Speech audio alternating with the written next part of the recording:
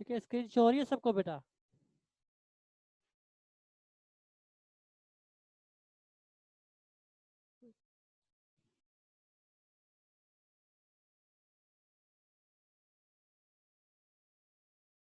Okay ठीक है। ठीक है, लास्ट क्लास में क्वांटिटेटिव रिसर्च के अंदर हमने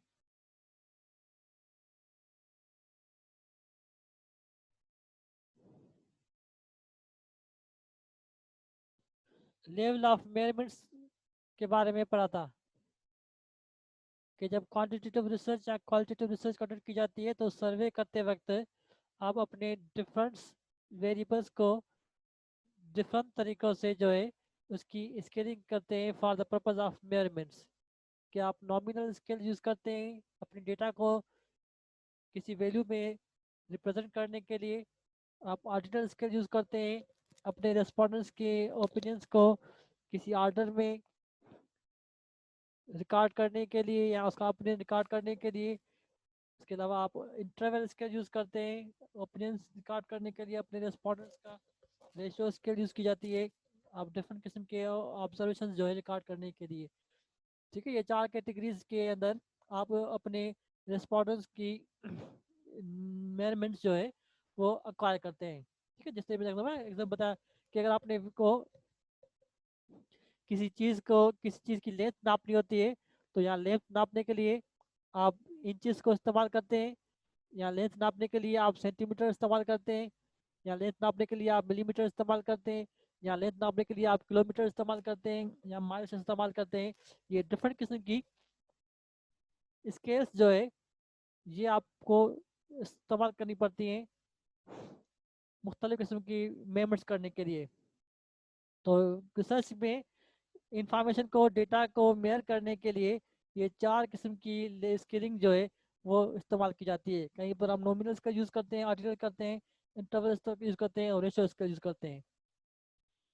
ठीक है, इसको मैंने आपको कल सिखाया था एग्जाम्पल के साथ कि किस तरीके से क्या होती है। ठीक है, दोबारा भी कहता हूँ कि जैसे नॉमिनल स्केल से कि ये रेस के अंदर जब उसकी रिजल्ट आती है तो उस रिजल्ट को नापने के लिए आपने जितने भी रेस के अंदर पार्टिसिपेंट्स हैं उन पार्टिसिपेंट्स को जब आप कोई नंबर कोई लेबल पसंद करते हैं तो वो लेबलिंग एक्चुअली कहलाती है नॉमिनल स्केल ऑफ मेजरमेंट्स कि आपने उसके लेबल के साथ उसको मेयर किया। ठीक है, जब आप उसको ऑर्डिनल स्केल्स के अंदर मेयर करते हैं कि किसी जो फर्स्ट आया तो उसको फर्स्ट सेकंड थर्ड, तो ये आपकी ऑर्डिनल स्केल कराएगी कि जो आखिर वक्त में। ठीक है, फिर इंटरवल स्केल कि किसने किस फल के साथ उस रेस को कंप्लीट किया, तो जब आप इंटरवल नापते हैं तो वो आपकी इंटरवल स्केल कराती है। और रेशो कि किसने टाइम पीरियड्स में उसने किस परसेंटेज के साथ किसने कितनी रेस कंप्लीट की, तो ये सारी चारों स्केल यूज होती हैं एक ही रिजल्ट को नापने के लिए। ठीक है, उसके बाद आती है स्केलिंग की टेक्निक्स। रिसर्च के अंदर मुख्तलिफ मेजरमेंट्स की जब स्केलिंग करते हैं तो स्केलिंग करने के लिए मुख्तलिफ किस्म की टेक्निक्स जो इस्तेमाल की जाती है। ब्रॉडली इस ग्राफ के अंदर डिस्क्राइब किया गया है कि स्केलिंग टेक्निक्स 2 टाइप्स की होती है, एक कंपेरेटिव स्केल होती है और दूसरी नॉन कंपेरेटिव स्केल्स होती हैं। ठीक है, ये 2 किस्म की स्केलिंग के जरिए हम मुख्तलिफ ये ओपिनियंस को नापने के लिए, ऑब्जर्वेशंस को नापने के लिए, उसको मेयर करने के लिए, रिस्पॉन्डेंट से फीडबैक लेने के लिए हम ये इसकी स्केलिंग करते हैं। जिस तरीके से अगर आप कोई सर्वे कर रहे हैं तो सर्वे करने के दरमियान आप लाइब्रेरी के में अपने यूजर से पूछते हैं कि आपको लाइब्रेरी के सर्कुलर स्टाफ से ज़्यादा सेटिस्फाई हैं या रेफरेंस सर्विस के स्टाफ से सेटिस्फाई हैं।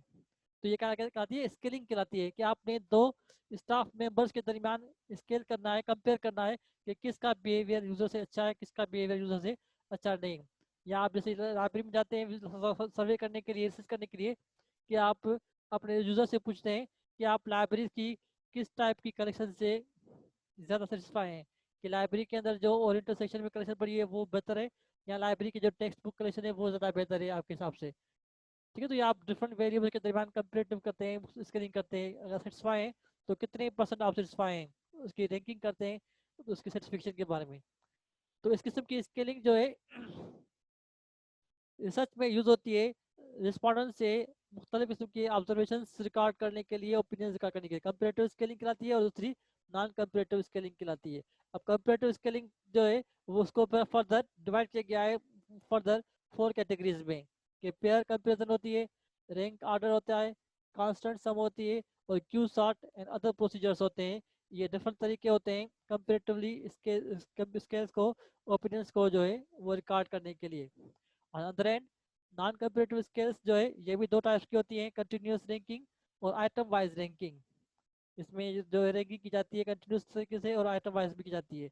आइटम वाइज स्केल्स जो है वो फर्दर 3 तरीके से डिवाइड होती है, लिकर्ट स्केल, सेमेंटिक डिफरेंशियल और स्टेबल। ठीक है, तो ये मुख्तलिफ किस्म की जो टेक्निक्स जो है रिसर्च में रेस्पॉन्डेंट्स के ऑब्जर्वेशंस को रिकॉर्ड करने के लिए हम यूज़ करते हैं। ठीक है, अब इसको फर्दर देखते हैं डिटेल में एग्जाम्पल के साथ कि कौन सी स्केल क्या किस तरीके से फंक्शन करती है।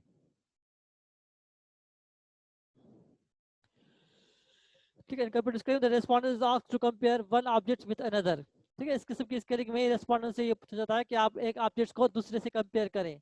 आप एक ऑब्जेक्ट को नजर रखते हुए दूसरे ऑब्जेक्ट्स की वैल्यूज के बारे में आउटपुट दें। तो इसको इस किस्म की ऑब्जर्वेशन रिकॉर्ड करने के लिए हमारे पास ये 4 तरीके हैं, 4 स्केलिंग हैं कि pair comparison, rank order, constant sum scale and Q sort. ये चारों तरीके जो है दो वैल्यूज को आपस में कंपेयर करने के लिए ही यूज की जाती हैं। ठीक है, इसके बाद देखते हैं पेयर कंपैरिजन क्या होता है। जैसे पेयर कंपैरिजन स्केल में the scale is technique in which respondent is presented with two objects at a time and asked to select one object according to some criteria. The data obtained are ordinal in nature। ठीक है, इस किस्म की scaling में respondents को eight ए time दो objects दिए जाते हैं और उसको कहा जाता है कि इन दो को आपस में किसी क्राइटेरिया से कंपेयर करें। और जो डेटा उसमें जो होती है वो ऑर्डिनल नेचर की होती है। जैसे यहाँ पर एग्जाम्पल में there are 4 type of cold drinks: Coke, Pepsi, Sprite and Limca. The respondents can prefer Pepsi to Coke or Coke to Sprite etc. अब रेस्पॉन्डेंट से पूछा जाएगा कि आप जो है कि आपको ये 4 फ्लेवर्स हैं, आप 4 में से जो है किसको ज़्यादा पसंद करते हैं, कि कोक, पेप्सी, स्प्राइट, लिम्का, ये 4 ब्रांड्स फ्लेवर्स हैं। अगर आपको कोक को कंपेयर करें इन 4 से तो आप पेप्सी को कोक में से कौन सेलेक्ट करेंगे, कोक और स्प्राइट में से क्या सेलेक्ट करेंगे, और कोक और लिम्का में क्या सेलेक्ट करेंगे। जैसे यहाँ पर इसने कोक और पेप्सी में से पेप्सी को जो है वो प्रेफरेंस दी है। जैसे पेप्सी के हिसाब से किया है तो पेप्सी को उसने जो है किसी को प्रेफर नहीं दी। पेप्सी और स्प्राइट में से आपसे कंपेयर किया है तो पेप्सी स्प्राइट में से आपने कोक और पेप्सी इन दोनों को सिलेक्ट किया है। तो ये डिफरेंट किस्म की उसकी ओपिनियंस रिकॉर्ड करने के लिए पेयर्ड कंपैरिजन टेक्निक जो है इसका यूज की जाती है रिसर्च के अंदर। कि इस किस्म की कंपैरिजनली यूजर से जब डेटा कलेक्ट किया जाता है तो उसके अंदर ये इस किस्म की पेयर कंपैरिजन टेक्निक्स इस्तेमाल की जाती है। ठीक है, तो आप डिफरेंट किस्म की अगर रिसर्च करते हैं तो डिफरेंट किस्म की रिसर्च में अगर इस किस्म की सिचुएशन आ जाती है कि आपने यूजर से ओपिनियन लेना है दो चीज़ों के बारे में, तो फिर आप इस किस्म की स्केलिंग यूज करेंगे। अगर सपोज आप रिसर्च कर रहे हैं कि service quality of mobile service in Hyderabad, कि आप टेलीनॉर को और यूफोन को और मोबिलिंग को बी के लिया। ठीक है, इन डिफरेंट कंपनीज के को आप कंपेयर कर रहे हैं कि सर्विस पैकेजेस के उसमें एसएमएस पैकेज के हिसाब से आप कंपेयर कर जाते हैं कि यूफोन के पैकेज बेहतर हैं या टेलीनॉर के बेहतर हैं या उसके मोबिलिंग के बेहतर हैं। इस तरीके से कॉल के पैकेज के हिसाब से कॉल का पैकेज किस का बेहतर है, मोबिलिंग और टेलीनॉर को कंपेयर करें टेलीनॉर का बेहतर है आंसू किस तरह। तो इस किस्म की स्केलिंग टेक्निक्स कहलाती है आपकी पेयर कंपेरिजन, जिसमें आप दो वैल्यूज को कंपेयर करते हैं विद सम सर्टेन क्राइटेरिया। इसके अंदर जो आपकी ऑब्जर्वेशन आती है वो ऑब्जर्वेशन जो आती है वो हमेशा ऑर्डिनल नेचर्स में होती है। जैसे यहाँ पर 2 टाइम्स कोक जो है वो ज़्यादा प्रीफर की गई है अदर ब्रांड के हिसाब से। पेप्सी को 3 मरतबा जो है लाइक किया गया है as compare to the other brands. Sprite को 1 मरतबा और लिम्का को कभी नहीं इस्तेमाल किया गया, नहीं यूज़ किया गया। ठीक है, ये तो 1 2 3 4 ये क्या है, these are the observations record ordinal in nature. ठीक, क्लियर।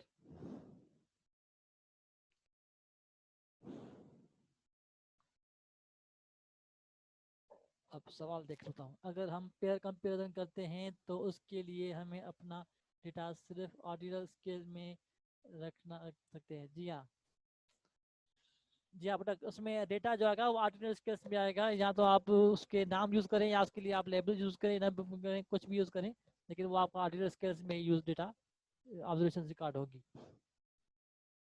ठीक है, सही है।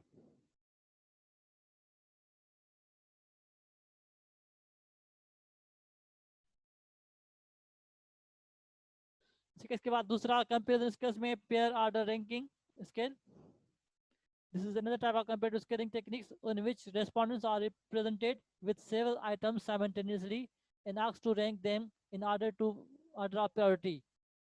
This is an ordinal scale that describes the favored and unfavored objects but does not reveal the distance between the objects. The resultant data is ranked order in ordinal data. This yields better results when direct comparisons are required between the given objects. The more disadvantages of this technique is that only article data can be generated. ठीक है, इसमें आप दो चीज़ों को compare करते हैं ranking के हिसाब से, इसमें रैंक जाती है। जैसे फॉर एग्जांपल ये preference of cold drinks brand using rank other scaling branch में, कि आप किसी एक कोल्ड ड्रिंक्स को दूसरी कोल्ड ड्रिंक्स के ब्रांच में उसकी रैंकिंग करते हैं। तो rank the following brand of the cold drinks in order to preference, begin by picking out of the one brand you liked most and assign a number. Then find the second most preferred brand and assign them a continuously push procedures में, कि इस formats में कि आपको ये 4 brands दी गई हैं, 4 brands में से आप अपने हिसाब से इसकी रैंकिंग करें, कि जो सबसे ज़्यादा आपको पसंद है उसको आप फर्स्ट नंबर दें, जो सेकंड नंबर पे आती है तो उसको सेकंड दें, थर्ड दें, फोर्थ दें। इस हिसाब से कंपेरिजन करते हैं 4 चीज़ों में से कि आप पहले किसको चॉइस करते हैं, दूसरी नंबर पर किसको देते हैं। इस किस्म की आर्डर रैंकिंग कंपेरिजन कहलाती है, कि आपने मुख्तलिफ किस्म के ओपिनियंस को कंपेयर किया उनकी किसी रैंक के हिसाब से, किसी आर्डर के हिसाब से।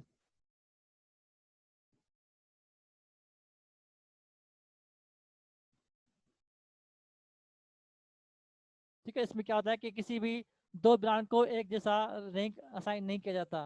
जैसे यहाँ पर 4 है तो 1 2 3 4 जगह है, इसलिए 1 2 2 दोनों को दो दो बतावा नहीं जाएगा।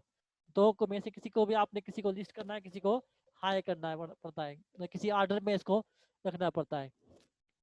क्लियर बेटा? तो ये भी कंपेरेटिव स्केलिंग कहलाती है। इस स्केलिंग के जरिए भी हम डिफरेंट किस्म के ऑब्जर्वेशंस रिकॉर्ड करते हैं पार्टिसिपेंट्स से, अपने यूजर्स से, कि हम दो चीज़ों को या तीन चीज़ों को, चार चीज़ों को आपस में कंपेयर करते हैं किसी ऑर्डर के हिसाब से, रैंक के हिसाब से। ठीक है, अगर आप कंपेयर करें यूजर्स में से, हैदराबाद की स्टूडेंट से पूछते हैं कि हैदराबाद के अंदर जो यूनिवर्सिटीज़ हैं उनको आप नंबर 1 यूनिवर्सिटी किसे कंसीडर करते हैं, नंबर 2 यूनिवर्सिटी किसे कंसीडर करते हैं, और नंबर 3 यूनिवर्सिटी आप किसको कंसीडर करते हैं। तो यूजर्स अपने अपने ओपिनियन के हिसाब से, किसी ने मेयान को फर्स्ट नंबर दे दिया, किसी ने सिंध को फर्स्ट नंबर दे दिया, किसी ने लम्स को फर्स्ट नंबर दे दिया। तो इस हिसाब से वो अपनी रैंकिंग करेंगे अपनी चॉइस के साथ, ऑब्जर्वेशन के हिसाब से। ठीक है, तो ये आपका क्या होगा, कंपेयर कर रहे हैं कि 1 नंबर उसने मेयान को दिया, सेकंड नंबर उसको लम्स को दिया, थर्ड नंबर उसको सिंध को दिया, किसी दूसरे डिलीवरी सिंध को फर्स्ट नंबर दे दिया, मेयान को 2 नंबर दे दिया, लम्स को तीसरा नंबर दे दिया। तो ये इस तरीके से कंपेरिजन की जाती है डिफरेंट किस्म की रैंकिंग के हिसाब से, 2 3 4 उसमें ऑब्जेक्ट्स के हिसाब से, उसके वेरिएबल के हिसाब से। क्लियर?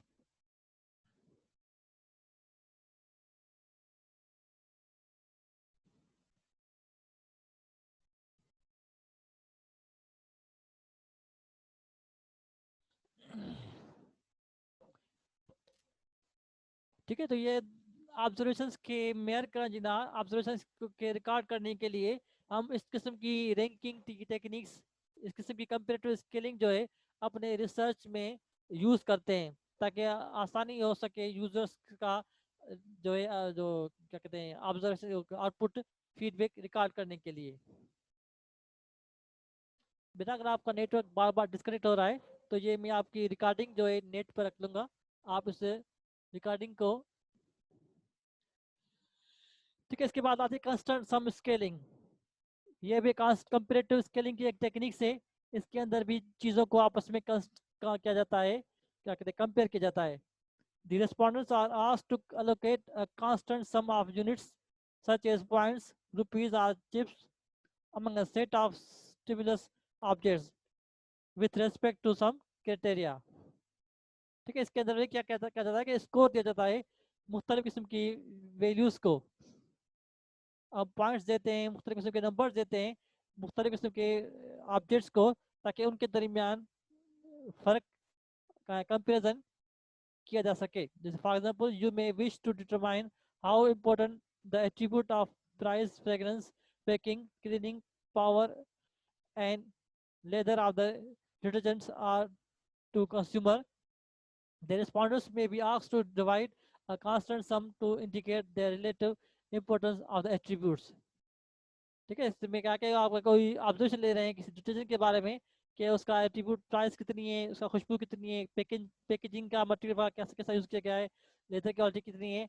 तो उसके लिए रेस्पॉन्डेंट्स जो है वो अपने हर किस्म के वैल्यूज़ को आपस में जोड़ करके टोटल उसको बताता है कि उसने 5 पॉइंट दे दिए, उसको प्राइस को 2 पॉइंट दे दिए, फ्रेग्रेंस को 3 पॉइंट दे दिए, बेकिंग को 8 पॉइंट दे दिए, क्लीनिंग पाउडर्स को।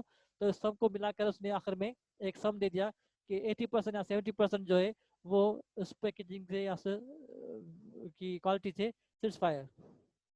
The advantage of this technique is to saving time. However, many respondents may allocate more or fewer points than other points के हिसाब से। जैसे इसका एग्जाम्पल देखते हैं, ये एग्जाम्पल है। ठीक है, इस एग्जाम्पल में है कि between attributes of detergent, please allocate 100 points among the attributes so that you allocate reflects the relative importance to you each other में। ठीक है, इसमें 100 में से कहा जाता है कि ये 5 क्वालिटीज हैं एक डिटर्जेंट की, उस 5 क्वालिटीज को आप 100 पॉइंट्स में डिवाइड करें कि आप उसकी प्राइस को कितने पॉइंट्स देते हैं, उसकी फ्रेग्रेंस को कितने पॉइंट्स देते हैं, पैकिंग को कितने देते हैं, क्लीनिंग पावर को कितने देते हैं और उसके लेदर को कितने पॉइंट्स देते हैं। तो हर यूजर्स जो है, हर रिस्पॉन्डेंट्स अपनी अपनी थिंकिंग के हिसाब से, ऑब्जर्वेशन के हिसाब से ये डिफरेंट एट्रीब्यूट्स को 100 में से डिफरेंट पॉइंट्स देगा। कोई प्राइस को 50 पॉइंट देता है, कोई प्राइस को 10 पॉइंट देगा, कोई प्राइस को 70 पॉइंट देगा, कोई प्राइस को 80 पॉइंट्स देगा।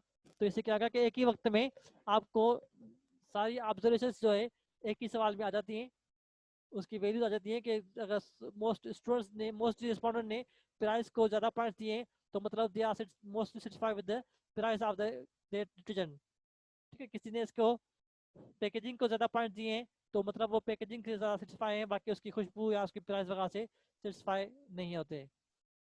ठीक है, तो ये कहलाती है आपकी कांस्टेंट सम कंपेरेटिव स्केलिंग टेक्निक्स। इसके अंदर आप एक उसके पॉइंट्स को मुख्तलिफ एट्रीब्यूट्स के दरमियान डिस्ट्रीब्यूट करते हैं ताकि आपको एक ही वक्त में सारे जो है जवाब आसानी से मिल जाए। क्लियर हो गया बेटा? ये इस किस्म की टेक्निक्स जो अभी जो यूज़ होती है, जिसे आप सर्वे करते हैं लाइब्रेरी का, कि आपने लाइब्रेरीज के डिफरेंट स्पॉट्स को, कि लाइब्रेरी के कैटलॉगिंग से, सर्कुलेशन से, रेफरेंस से, लाइब्रेरी की उसके एटीट्यूड से आपने फीडबैक लेना है अपने स्टूडेंट्स का। तो आप स्टूडेंट से कहते हैं कि 100 पॉइंट से 100 में से आप लाइब्रेरी की इन डिफरेंट सेक्शन को अलग अलग पॉइंटिंग करें कि आप कैटलॉगिंग के सेक्शन को कितने पॉइंट देते हैं, रेफरेंस सर्विस के सेक्शन को कितने पॉइंट देते हैं, लाइब्रेरी के इंस्टीट्यूट को कितने पॉइंट देते हैं।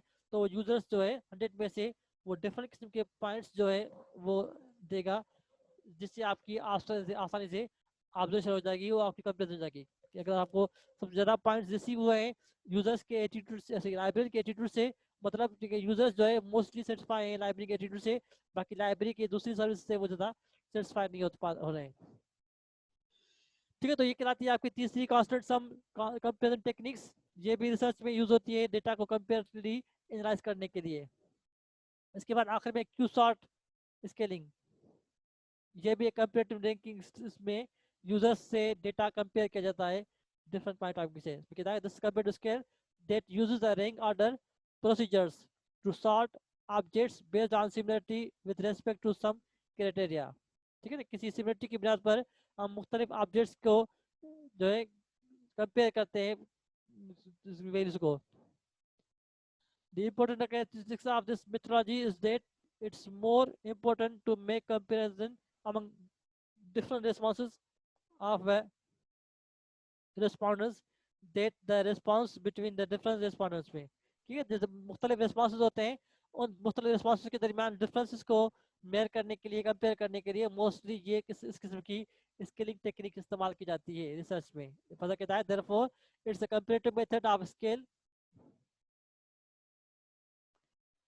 is a comparative method of scaling rather than an absolute rating scale.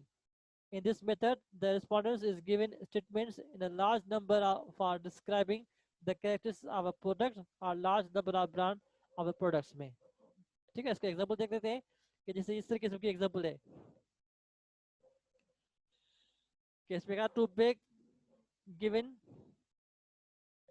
to you contains pictures of 90 magazines.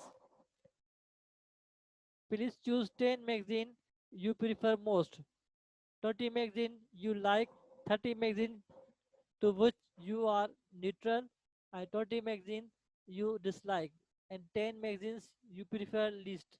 Please list the sort magazine name in the respective column of the form में, ठीक है। ये कहलाती है आपकी comparative screen. क्या जैसे इसने बताया कि आपने स्टूडेंट्स को जो है एक साथ 90 मैगजीन्स दे दिए। अब उन 90 मैगजीन में से आप स्टूडेंट को कहते हैं कि 90 में से आप 10 मैगजीन ऐसे निकालें जो आपको सबसे ज़्यादा पसंद है। फिर स्टूडेंट से कहते हैं कि उसमें से आप 20 मैगजीन ऐसे निकालें जो आपको थोड़े बहुत पसंद आते हैं, और कहेंगे आप स्टूडेंट में 30 मैगजीन ऐसे निकालें जो आपको पसंद भी हैं और जो आपको नहीं पसंद भी हैं, मतलब जिसके बारे में आप कहते हैं कि अच्छे भी हैं बुरे भी नहीं हैं, ठीक है। उसके बाद तीसरे में आप कहेंगे कि इसमें से 10-20 ऐसे निकालें जो आप पसंद नहीं करते, और 10 ऐसे निकालें जिसको आप ज़्यादा अहमियत नहीं देते या जिसको आपको ज़्यादा खबर नहीं है। तो ये कहलाती है आपकी Q sort comparative screen technique, कि आपने मुख्तलिफ चीज़ों को एक ही वक्त में कंपेयर करना है डिफरेंट किस्म की प्रॉपर्टीज़ के साथ स्टूडेंट को जो है करते हैं, ठीक है। जैसे आप मुख्तलिफ किस्म के बिहेवियर जानते हैं और ओपनिंग जानते हैं कि आप चाहते हैं स्टूडेंट से चाहते हैं कि आप अपने दोस्त कम से कम उन 10 दोस्तों के नाम बताएं जो आपको सबसे ज़्यादा अजीज़ हैं, फिर ऐसे 5 और दोस्तों के नाम बताएं जो आपके नियर बाय हैं, या ऐसे 5 बंदों के नाम बताएं जो आपको पसंद भी है नहीं पसंद भी है, या ऐसे 5 बंदों के नाम बताएं जो आपको बहुत पसंद नहीं है। तो इस किस्म के ऑब्जर्वेशंस जो है रिकॉर्ड करने के लिए ये Q sort comparative scaling techniques जो है वो रिसर्च में इस्तेमाल की जाती है, ताकि एक लार्ज नंबर ऑफ ओपिनियंस जो है एक ही वक्त में यूजर्स से रिकॉर्ड किया जा सके।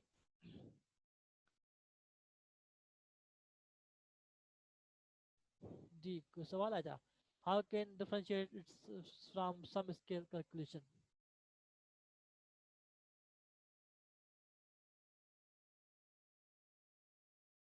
स्क्रीन पीछे मैं कैसे करूँ, आप अपना मोबाइल से दूर कर लें, बाकी मैं अपना स्क्रीन कैसे पीछे कर सकता हूँ बेटा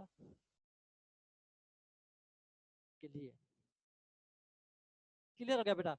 तो ये कहलाती है चारों कंपेरेटिव स्केलिंग टेक्निक्स। इन्हीं टेक्निक्स को यूज करते हुए आप जो अगर आपने अपने रिस्पॉन्डेंट से कोई ओपिनियन रिकॉर्ड करना है कंपेरेटिवली, तो वो आप रिकॉर्ड करने के लिए ये चारों में से कोई टेक्निक इस्तेमाल करते हैं। वो डिपेंड करता है आपकी ऑब्जर्वेशन पर। अगर आपकी ऑब्जर्वेशन दो चीज़ों को कंपेयर कर रही है तो आप उसके लिए आप पेयर कंपेरिजन यूज करेंगे। अगर आप कंपेयर कर रहे हैं इन ऑर्डर में, रैंक के हिसाब से कंपेयर कर रहे हैं तो आप ये इसका यूज करेंगे। अगर आप कंपेयर कर रहे हैं कांस्टेंट सम के हिसाब से तो फिर ये करेंगे कंपेयर स्केलिंग में। अगर आप क्यू शॉर्ट के हिसाब से कर रहे हैं, मतलब ज़्यादा आप ओपिनियंस दे रहे हैं, तो उसके लिए आप ये टेक्निक इस्तेमाल करेंगे अपनी रिसर्च में मुख्तलिफ ऑब्जर्वेशन को रिकॉर्ड करने के लिए, ठीक है। उसके बाद दूसरी आती है नॉन कंपेरेटिव स्केलिंग। इसके अंदर आप you do not need to compare two objects with each other in this scaling, non-comparative scaling. Respondents need only evaluate a single objects. Their evaluation is independent for of the other objects which is researcher is studying, ठीक है। इसमें आप individual objects को अलग अलग जो है वो ऑब्जर्व करते हैं, अलग अलग नापते हैं ताकि आपकी रिसर्च के अंदर डेटा जो आ सके। The evolution is independent of other topics objects which is the researchers is studying, ठीक है। इसमें जितने भी ऑब्जेक्ट्स होते हैं इसको आप अलग से नापते हैं। इसके अंदर आपकी दो कैटेगरी हैं, एक कंटिन्यूअस, दूसरे item wise. Continuous rating scale और आइटम वाइज रेटिंग स्केल, ये दो किस्म की रेटिंग स्केल्स हैं जिसमें आप अपने ऑब्जेक्ट्स को इवैल्यूएट करते हैं, रेस्पॉन्डेंस का ऑब्जर्वेशन जो है रिकॉर्ड करते हैं। अब कंटिन्यूस की पहले बात करते हैं, कंटिन्यूस कैसे होता है। Continuous command is very simple and highly useful in continuous rating scale. The respondents rate the objects by placing a mark at the appropriate position on a continuous line that runs from one extreme of the criteria variables to the others में। जैसे यहाँ question है, how would you rate the TV advertisement as a guide for buying? ये अब TV advertisement के बारे में एक रेस्पॉन्डेंट से क्वेश्चन है कि आपको किसी चीज़ को खरीद करने में जो टीवी पर आती है एडवर्टाइजमेंट्स, उसको आप कितना पसंद करते हैं। तो ये एक ही ऑब्जेक्ट्स को मेयर करने के लिए इस किस्म की स्केलिंग यूज की जाती है। यहाँ पर स्ट्रांगली अगर उसने 10 मार्क्स दिए तो मतलब वो सबसे ज़्यादा सेटिस्फाई है, अगर उसने 0 मार्क्स दिए तो मतलब वो सेटिस्फाई नहीं हो रहा। ठीक है, तो ये करा दिया कंटिन्यूस। कंटिन्यूस मतलब कि इसमें जो आ रही है वैल्यूज आ रही हैं, ये वैल्यूज कंटिन्यूस सीरीज में आ रही हैं, 0 1 से लेकर अगर 10 तक। अगर 5 है तो मतलब वो एग्री भी है और डिसएग्री भी है। अगर 3 है तो मतलब ज़्यादा वो स्ट्रांगली एग्री है और कम डिसएग्री है। तो इस किस्म के वो कंटिन्यूस स्केलिंग इस्तेमाल करते हुए हम जो है रिस्पॉन्डेंस का ओपिनियंस जो है वो जज करते हैं किसी भी ऑब्जेक्ट्स के बारे में, ताकि वो उसको डिफरेंट स्कोर दे सके। जैसे आप दूसरे एग्जांपल्स हैं, how would you rate the TV advertisement on a single guide of buying selected. इसमें अब डिफरेंट किस्म की आती है scaling. Scaling type A, scaling इसमें ये डॉट्स होती हैं, किसी में आपको नंबर्स होते हैं, किसी में नंबर्स वही रिवर्स में होते हैं। तो ये डिपेंड करता है कि आप किस किस्म की जो है वो लगाते हैं, ये क्या कहते हैं लेबलिंग, कि आप उसको नंबरिंग नंबर्स में लेबलिंग करते हैं या आप उसको करते हैं। जैसे यहाँ पे स्ट्रांगली एग्री पहले आ रहा है, शुरू में आ रहा है और यहाँ पर बाद में आ रहा है, आप उसको रिवर्स भी कर सकते हैं और उसको आप ऑर्डर में रख सकते हैं। तो आप किसी भी तरीके से करें, लेकिन it should be in continuous form.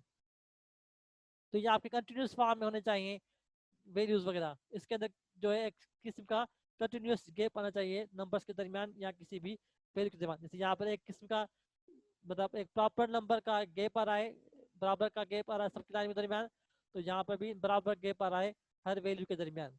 तो इसे कहते हैं continuous scale rating scale for observing value. और दूसरा क्या आता है आपका आइटम वाइज। इस आइटम वाइज के अंदर scale having number of brief discussion associated with each category. The categories are ordered in a term of scale position. The respondents are required to select one of the limited number of categories में that best describe the product's brand, company or product's attributes being rated. Item wise rating scale are widely used in marketing research. ठीक है, मुख्तलिफ products के दरमियान को observe करने के लिए, रिस्पॉन्स का रिकॉर्ड करने के लिए हम ये किस किस्म की item wise rating scaling use करते हैं। इसको अब डिवाइड किया जाता है 3 पार्ट्स में। एक लिकर्ट स्केल होती है, सेमेंटिक डिफरेंशियल स्केल्स होती हैं और स्टेपल स्केलिंग होती है। ठीक है, ये 3 किस्म की स्केलिंग होती है यूज होती है आइटम वाइज किसी भी वैल्यूज के ऑब्जर्वेशन को रिकॉर्ड करने के लिए, या उस आइटम से रिलेटेड मुख्तलिफ किस्म की डिस्क्रिप्शन को रिकॉर्ड करने के लिए हम ये Likert scale, semantic scale, different scale और स्टेबल स्केल यूज करते हैं। जैसे यहाँ पर एग्जांपल है, the itemised rating scale can be form of graph, verbal, numerical वगैरह में। ठीक है, तो वो डिपेंड करता है कि आप उसमें ये ग्राफ इस्तेमाल करें या ये टेक्स्ट इस्तेमाल करें या ये आप नंबर्स इस्तेमाल करें। ये ग्राफ में ये मुख्तलिफ किस्म के सिम्बल्स बना जाते हैं कि फेवरेबल है, इंडिफरेंट है, अनफेवरेबल है। तो ये डिफरेंट किस्म के शेप्स बनाकर आप यूजर से ओपिनियन लेते हैं। जैसे आप ऑब्जर्व लेते हैं कि आप यूजर्स लाइब्रेरी के स्टाफ से की एट्रीब्यूट से कितना सेटिस्फाई हैं। तो आपने ये दे दिया उसमें, ये ग्राफ बना लिया, ये बना लिया, ये बना लिया, ये मतलब you are happy, you don't know and you are unhappy. Then also you can write it in verbal format में कि आप complete satisfy, somehow satisfy, neither satisfy, neither dissatisfy, somewhat dissatisfy. ऐसे आप टेक्स्ट में लिख सकते हैं और इस तरीके से आप उसको नंबर्स में लिख सकते हैं। अगर माइनस में स्कोर है तो मतलब नॉट सेटिस्फाई, अगर प्लस में स्कोर है मतलब सेटिस्फाई। ठीक है, तो ये आइटम वाइज स्केलिंग के अंदर हम इस तरीके से यूजर्स का ओपिनियन रिकॉर्ड करने के लिए मुख्तलिफ किस्म की वैल्यूज जो है यूज करते हैं। जैसे आप दूसरे एग्जांपल से some common words for categorising used in item wise rating scale. तो आइटम वाइज रेटिंग स्केल में जो मोस्टली जो वर्ड यूज होते हैं किसी भी ओपिनियंस के बारे में, किसी भी फीडबैक के बारे में ऑब्जर्व करने के लिए, वो यहाँ पर दिए गए हैं कि एक्सीलेंट से लेकर रस तक, वेरी गुड से लेकर पुअर तक, वेरी इंपॉर्टेंट से लेकर नॉट इंपॉर्टेंट तक, वेरी इंटरेस्टेड से लेकर नॉट इंटरेस्टेड, सेटिस्फाइड से लेकर यहाँ तक।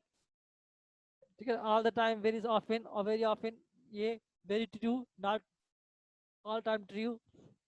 ठीक है, ये स्लाइड्स में जितने भी वर्ड्स हैं मोस्टली यही वर्ड्स यूज होते हैं मुख्तलिफ किस्म की आइटम्स को जी की वैल्यूज को ऑब्जर्व करने के लिए कि यूजर्स का ओपिनियन रिकॉर्ड करना है आपने, तो उनके लिए ये सारे इसके लिए यूज करते हैं। ठीक है, फर्दर भी आते हैं, डेफिनेटली, विथ प्रोबेबली, ये सारे आते हैं। ठीक है, इसके बाद आइटम इसके बाद लाइक लिकर स्केल में भी आप ओपिनियन मेल करते हैं इस मेथड के तहत with liquor scale. The respondents indicate their own attributes by checking how strongly they agree or disagree with careful wonderful में। ठीक है, इस स्केल के अंदर बिना हम 30 सेकंड के बाद दोबारा कनेक्ट होंगे, हमारी मीटिंग का टाइम जो है खत्म होने वाला है।